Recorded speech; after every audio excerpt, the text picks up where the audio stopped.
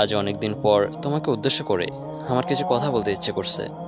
জানো, খুব কষ্ট হয়, চিৎকার করে বলতে ইচ্ছে করে আমি ভালো নেই, কিন্তু বলতে পারি না। কাকে বলবো? কে শুনবে? মন খারাপের কথা কেউ শুনবে না। সবাই বাহিরের হাসিটাই দেখতে চায়, ভিতরের কষ্টটা কেউ শুনতে চায় না। যখন কেউ শুনতে চায় না, তখন স্পেশাল মিডিয়ায় নিজের মনের ভাবগুলো শেয়ার করি। কেউ না কেউ তো অন্তত শুনবে। আমি আমার বুকে হাত দিয়ে বলতে পারি, আমি এক নারীতে আসক্ত পুরুষ। আমি এক নারীর জন্য অসহায় এক পুরুষ। আমি এক নারীর জন্য শূন্যতা অনুভব করি। আমি এক নারীকে পাওয়ার জন্য পাগলামি করি। আমি এক নারীর জন্য নিজেকে রোজ গুছিয়ে রাখি। আমি এক নারীকে হারানোর বয়ে রোজ কান্না করি। আমি ওই নারীর জন্য জীবন দিয়ে দিতে পারি, তবু ওই নারীকে বাদে অন্য কোনো নারীকে আপন করতে পারি না। আমি নিজেকে নিয়ে প্রাউড ফিল করি। প্রিয়, আমি আর বলবো না তুমি আমাকে ভালোবাসো। আমি আর বলবো না তুমি আমাকে আগলে রাখো। আমি আর এটাও বলবো না তুমি আমাকে ছাড়া অন্য কোনো ছেলের সাথে কথা বললে আমার কষ্ট হয়। আমি আর এটাও বলবো না তুমি শুধু আমার হয়ে থেকো। আমি শুধু এটাই বলবো, আমাকে আর কষ্ট দিও না। হয়তো তুমি কখনো বোঝোইনি যে তোমাকে কতটা ভালোবাসা হয়েছে। বুঝলে তুমি নিজেই অবাক হয়ে যেতে। ভালোবাসি ভালোবাসি সবাই বলে, কিন্তু আমারটা একটু অন্যরকম। তুমিও বুঝবে, হয়তো তুমি বুঝবে সেদিন, যেদিন আমাকে হারিয়ে ফেলবে।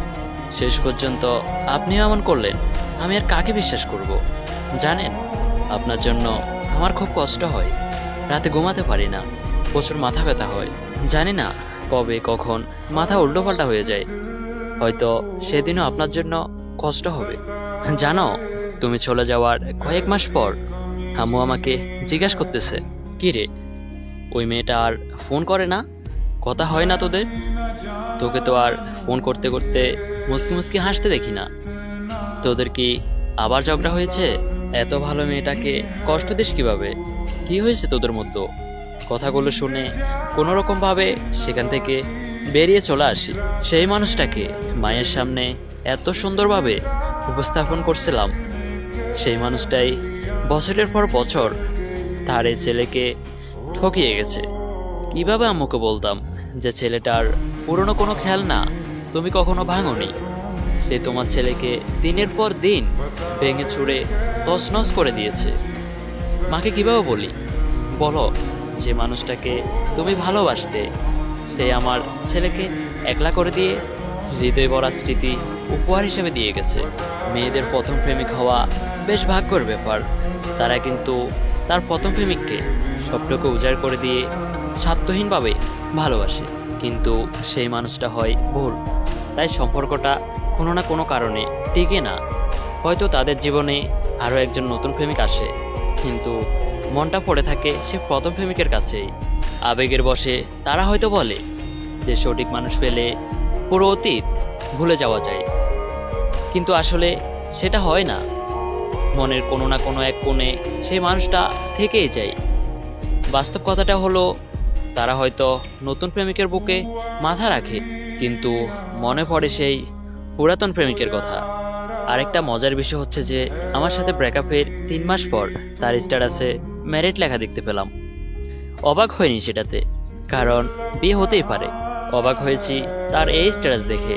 আলহামদুলিল্লাহ, 1 বছরের সম্পর্ক আজ পূর্ণতা পেল। অথচ আমার সাথে ব্রেকআপ হয়েছে 3 মাস, বাকি 9 মাস ধরে আমি ঠকেছি। এদিকে আমাদের সম্পর্ক ছিল 3 বছরের। আমি যদি আর একটু সুন্দর স্মার্ট হতাম, তাহলে কখনোই তোমার সাথে যোগাযোগ বিচ্ছিন্ন করতাম না। আসলে তুমি যথেষ্ট সুন্দরী। সরি, সুন্দরী বললে ভুল হবে, তুমি তো পরি। তোমার সাথে আমার মতো আনস্মার্ট খ্যাত ছেলেকে একটুও মানাবে না। তাই মূলত হঠাৎ করে তোমার সাথে যোগাযোগ বিচ্ছিন্ন করে দিয়েছিলাম। একটু সময় নিয়ে ছোট্ট একটা গল্প বলি আপনাদেরকে।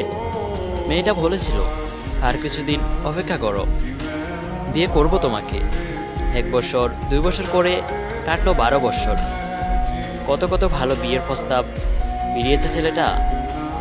বাবা মায়ের সাথে লড়াই করছে, চুরি করে টাকা দিয়েছে মেয়েটাকে। আর আজ যখন মেয়েটা ডাক্তার হলো তখন বলে তোমার বয়স বেশি হয়ে গেছে, বাবা মা মানবে না তোমাকে। থমকে যায় ছেলেটা, আত্মহত্যার পথ বেছে নেয়। মরে গিয়ে তার নিথর দেহটা পড়ে আছে। অপরদিকে মেয়েটা আজ বিয়ে করে কম বয়সী নতুন স্বামীর ঘর করছে। এখনো কি আপনারা বলবেন পুরুষ মানুষ দেহের পাগল, পুরুষ মানুষ ভালোবাসতে জানে না? কোনো এক সেলিব্রিটি বলেছিল, নারে তুমি কুকুরের চেয়েও অধম। এটা বলতাম যদি তুমি মা না হইতা। এখন বুঝতে পারছি উনি এটা কেন বলছিল। আমি এখন এটা বলতে বাধ্য, কিছু কিছু পুরুষের ভালোবাসা খুব ভয়ঙ্কর সুন্দর। আর যে মেয়েগুলো বলে না পুরুষ মানুষ ভালোবাসতে জানে না, আমি ওই মেয়েদেরকে বলতেছি, আসলে বোন তুমি ভালোবাসার যোগ্যই না।